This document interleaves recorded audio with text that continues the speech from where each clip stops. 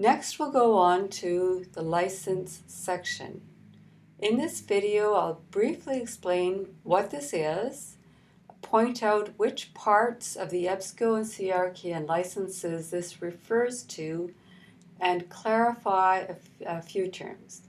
Then we'll be going on to do a reread of those particular sections and a bit of comparison, and after this, one more video.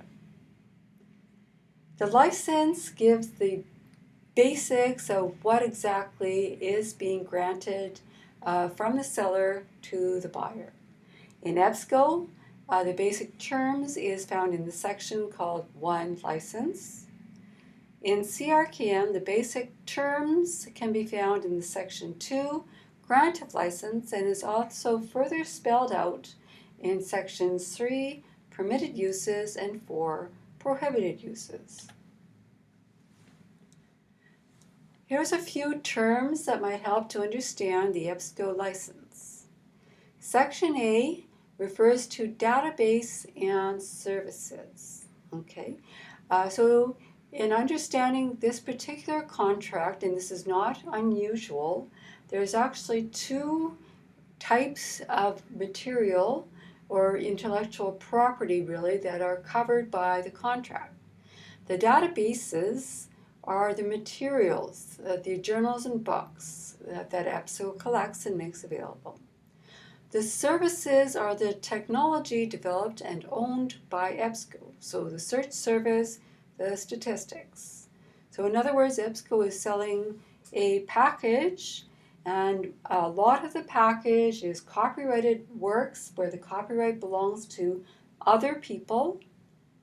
But part of it is also the technology, the services that EBSCO itself has developed. Section A refers to EBSCO's licensors. These are the publishers who license their works to EBSCO. In Section C, it refers to the Copyright Act of 1976, which is the U.S. Copyright Act of 1976. It might be worth noting that the U.S. 1998 Digital Millennium Copyright Act, DMCA, is deliberately excluded here.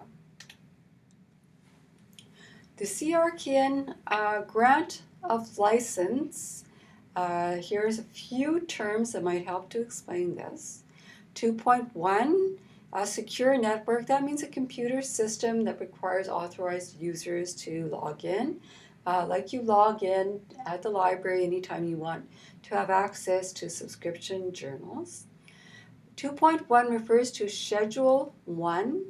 This is a separate document that containing terms that change frequently.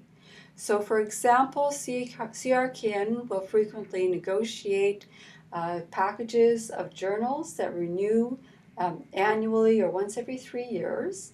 So you don't want to negotiate the entire contract every time when there are some things like pricing and the terms of the contract that change frequently. So you put those off in a separate section so that you can update that one separately. 2.2, survive and termination. The contract is going to be for a specified period of time, and then it's terminated. Survival means that specific terms of a contract still apply even after the termination of the contract. 3.2, persistent links. An example of this is URLs to subscription journal articles in Brightspace. This is just one of many examples in CRKN where CRKN is referring to library technology. I'll cover a few more of them in the next slide.